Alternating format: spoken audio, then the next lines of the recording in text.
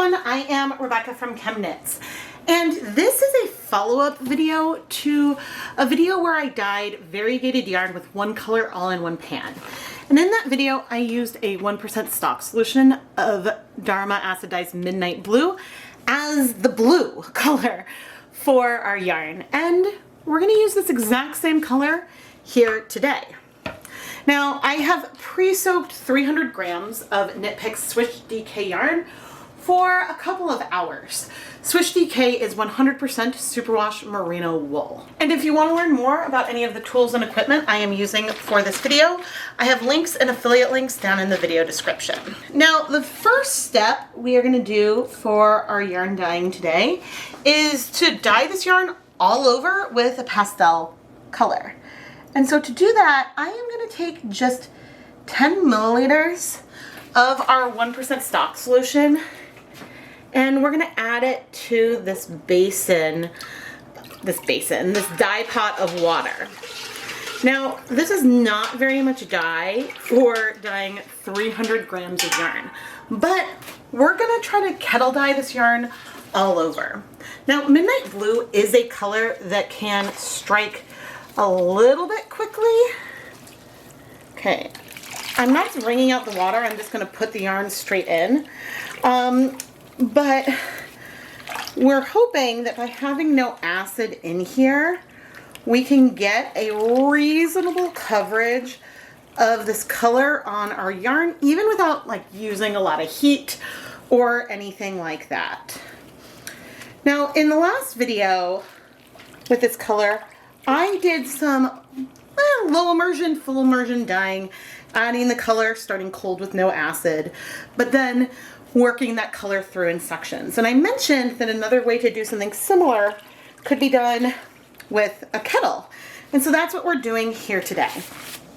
Now, I don't know exactly how much water I actually have in here, but let's go ahead and add 1, 2, 3, 4, 5.5 to 6 tablespoons of white vinegar. This is a 12-quart pot, and I will mention that the color on the yarn seemed to shift more blue from more pink as soon as I added acid. But now, if I lift this up, there is tonal variation in here. The color is not perfectly even, but that's okay. The goal is just to get something a little bit smoother than what I had last time. But now let's take this over to the stove and start heating things up. Okay, I'm turning the gas burner on to high. I will reduce it in a little bit because we don't want the edges of the pot to get super warm. But you can see that most of the color that we added is already in our yarn. We have a glorious pastel here already. But I think I'll set a timer for 10 minutes and then I'll peek and see if we've made some progress. I suppose the technique I'm doing here today could technically be called dip dyeing, because I am going to dip portions of the yarn into the kettle so that way only part of the yarn has exposure to that color. So for the lightest color, we're going all over. Then we'll dye the next layer with maybe about 2/3 of all of the yarn in the kettle, and then we'll dye maybe 1/3 of each of the skeins in the kettle with a little bit more dye to get a darkest color at the bottom. And unlike what I usually refer to dip dyeing, where I continuously raise and lower the yarn, we'll add the yarn, move it a little bit, but then leave it put until it absorbs, if not all, but most of the color. And what this is going to do is it should give us more of a demarcation line. We're not going to have a more smooth transition from dark to light. We're going to see light, a little bit more of a line, and then darker, and then a line and more dark. Now, there could be some blending around the line, but I think things should feel less continuous, less blended than if I was going to move the yarn up and down for a longer period of time. Now, adding the dye in 3 stages and dyeing the yarn like this, one could still dip dye continuously and move it to blend the color changes a little bit at those transitions, but still to control the color at the lightest end and in the middle. But that something that if we need to, we could explore another time. So now we'll go check back in on our yarn. Okay, it's been about 10 minutes and I need to remove our 300 grams of yarn and briefly set this aside. And you can see actually it looks like our water has cleared, so that is great.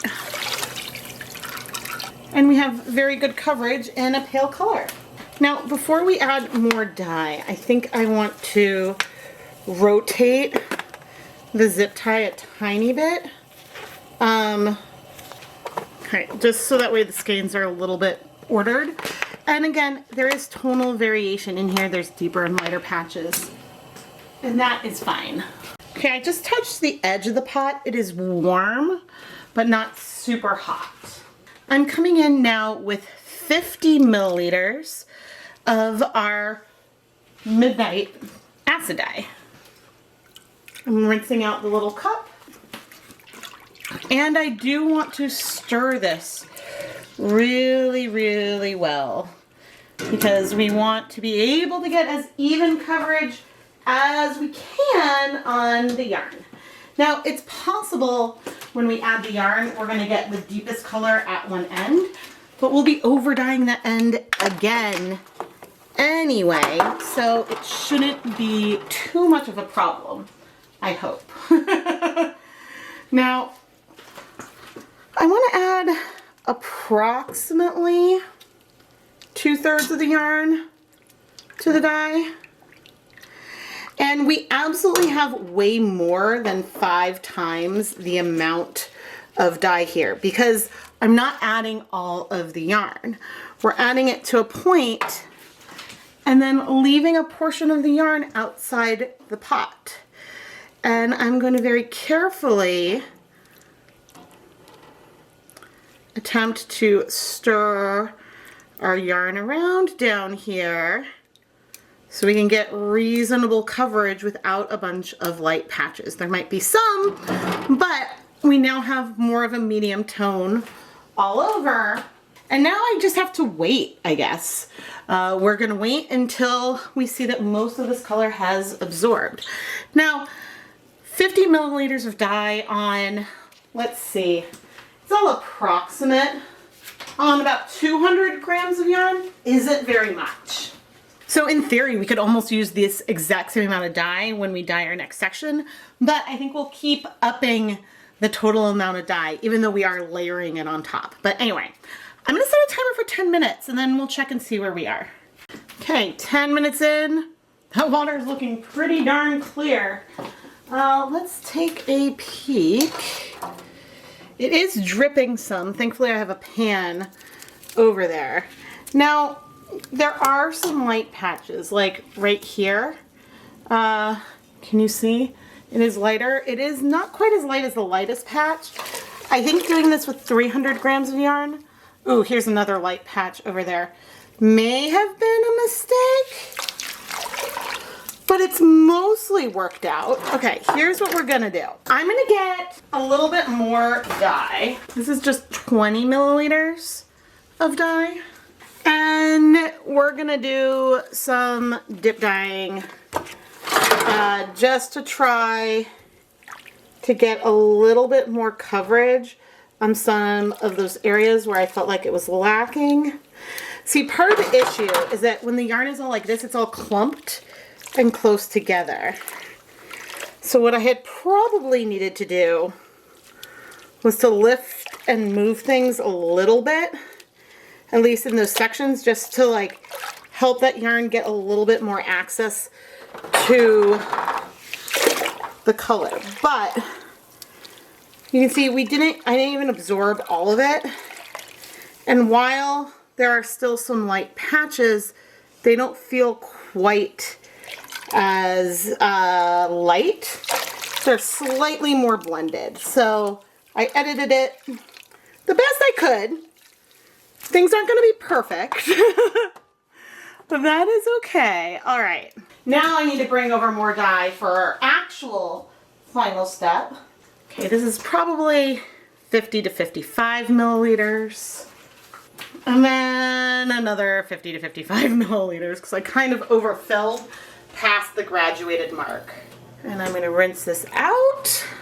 We're gonna stir things up. And then we're gonna come over with our yarn. And if our darkest area is not dark enough, we can always add more.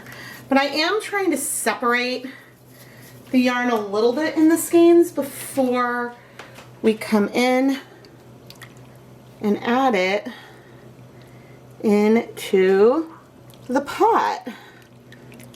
Okay, try to move things, and then I'm just sort of dipping a little bit in this area to help make sure we get coverage, but we might do a second round with this stage later on. But while we're over here, I am going to try to move things, and we might have a lot more of the yarn in the pot than what I intended. It's hard to say, but I think that that's also something that is a slight downside of dyeing the yarn this way. It's that I can't really tell how much of the yarn I've dyed so far, so it's possible that I have more in this deepest color than I intended, but that's okay. I think if you were trying to do this consistently, you could probably create some kind of guide so that way you knew how much of the yarn you wanted to leave out. But anyway, the heat's still on medium. We'll check back in 10 minutes. It's been about 10 minutes and the water is looking quite clear. But let's see, oh gosh, so much liquid has wicked down. So funny. I wonder if color would move that way, but maybe not. Okay, I am noticing that at the top, the yarn has shifted.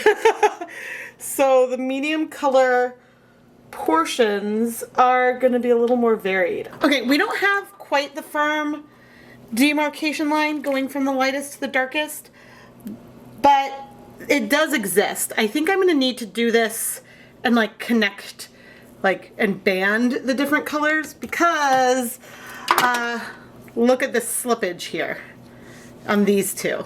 You can see how one side is shorter than the other, so that really changes the way the darker ones go. Okay, I'm going to leave the yarn in here like this for a little bit. We'll steam set things eventually, but so maybe I'll set a timer for 15 minutes just to give it a hint more time. But I think we'll need to try this project again, and maybe then I'll do it with a different color as well. So that way I can take what I've learned from today and apply that to next time. But so far, this is easier in many ways than what I tried last time. Okay, I now want to pick this up, and I know that this color can sort of stain itself. Okay, and I want to bring over a steamer basket, which we should be able to, darn it. Okay, fine. I thought that we would be able to fit it right on top. All right, I'm gonna remove some water. There we go. Now we can attempt to get things in a steamer basket in a way that hopefully we won't get color transfer from the darkest areas to the lightest areas. But we'll see. We might get some color transfer. Is what it is. We're gonna steam set for 30 minutes just to make sure everything is set. I mean, the fact that warm water was dripping over the yarn into this container means that we did get some heat on the other section, but I just want to make sure that things are well set. So we'll see you in 30 minutes. It's been 30 minutes. Let's see. I think we're pretty good. So now I just have to let the yarn finish cooling off and then we can wash it. You know, I feel like this is some of the bluest I've ever felt navy blue, or sorry, midnight blue. Why on earth would I call it navy blue? That's kind of ridiculous. But maybe it's also because I'm not mixing it with a purple, and I was dyeing with purple today. So like this feels, in comparison to the other project I was working on, this feels quite blue. But even with all the dye that we have in here, I'm not seeing any bleeding, which is wonderful.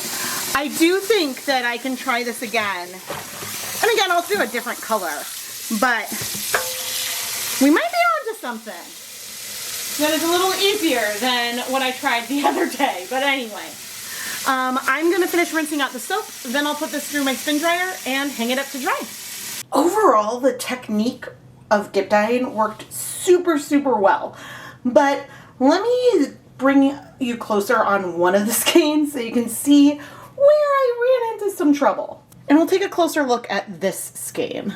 Some of the yarn like slipped in a way, and so we ended up with a very uneven layer of the color. You can see almost like a step here, which ultimately isn't a huge deal, but that is something I can control for more. But it's funny because I'm now curious how that happened. I guess maybe some of this yarn was just like tucked up. I don't really know. Certainly that's something we can control for more in the future. But what this means is that we do have uneven sized of that more medium colorway, and not just on this skein. Here as well, the dark comes up more on some than others. So I think that when I remove it before doing the next color, I should mark with a zip tie, like sort of gather it so I know, okay, this is where I want the color to end, and then I could have gathered this, say, down here or even down there, so that way I just wouldn't have added too much yarn in. But not a big deal. And it's not a big deal because we have a fun variegated colorway that is done in a very monochromatic way. I want to redo this overall type of colorway again, but I'm gonna pick a different color next time. Mainly because, well, I have a lot of this in my shop now in both fingering and now with this project DK weight, and so we should mix it up. Now, I'm tempted to use some dye that I have left over in my stash. Part of me would want to mix it, to blend it, but I don't want to make something that breaks. The point is to go for monochromatic. So if you have a color suggestion, please let me know down in the comments below. I really look forward to hearing what you have to say. Ultimately, I think the difference between today's colorway, which we did stepwise, and a more traditional dip dyed colorway, is that you see more of a shift between each of the colors versus feeling more of a melt between them. But again, that's pretty subtle. And you can play around with this and blend things even more without having to continuously dip up and down. Ugh, the coloration down here is gorgeous. I love where it almost feels glazed. I am Rebecca from ChemKnits, and please subscribe and turn on notifications so you never miss a new video.